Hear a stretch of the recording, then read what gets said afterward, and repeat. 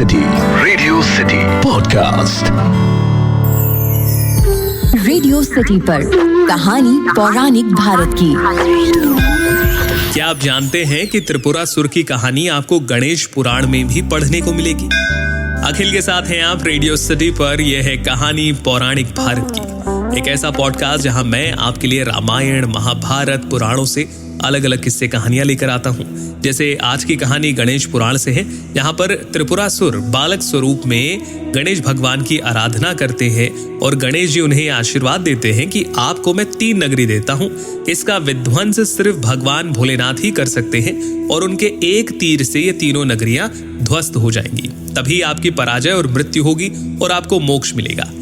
गणेश जी से ये वरदान प्राप्त करके त्रिपुरासुर आतंक मचाना शुरू कर देता है। वो देवताओं पर हमला करता है। देवता बचकर यहाँ वहां भागने लगते हैं।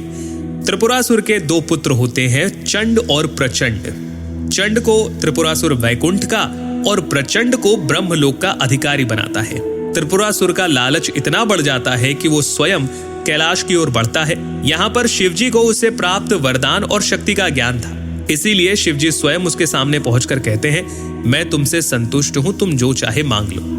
तब त्रिपुरासुर कहता है कि भोले बाबा, यदि आप मुझ पर प्रसन्न हैं तो कैलाश छोड़कर मंदराचल चले जाइए। शिव जी उसकी बात समझ जाते हैं। तब वो कैलाश छोड़कर पर्वत की ओर प्रस्थान करते हैं। दूसरी तरफ सभी देवतागण भगवान शिव के पास पहुंचकर उनकी शरण में जाते हैं और उनसे प्रार्थना करते हैं कि वो त्रिपुरासुर का वध कर दें।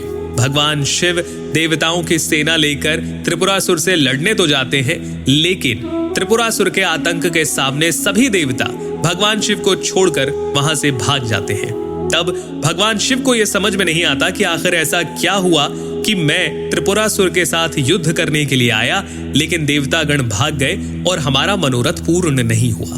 तब नारद जी आकर भगवान शिव से कहते हैं कि आप सबसे पहले गणेश भगवान की पूजा कीजिए, तभी आपके कार्यों के विघ्न दूर हो जाएंगे। इस पर शिव जी कहते हैं कि गणेश तो मेरे पुत्र हैं, क्या ये उनका कर्तव्य नहीं?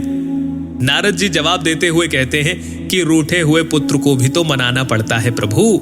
जिसके बाद भगवान शिव गणेश जी की पूजा आराधना करते हैं और उसके बाद फिर से सेना लेकर चल पड़ते हैं त्रिपुरासुर के वध के लिए। और ऐसे दिव्य रथ और दिव्य धनुष और दिव्य बाण के साथ त्रिपुरासुर के तीनों पुरों को एक लाइन में आते ही एक बाण से ध्वस्त करके त्रिपुरासुर का वध कर देते हैं। जिसके बाद भगवान शिव का एक नाम त्रिपुरारी भी पड़ता है। तो ये थी आज की कहानी गणेश पुराण से। कैसी लगी आपको जरूर बताइए। ईमेल लिखिए podcast@myradiocity.com पर। फिलहाल के लिए इतना ही।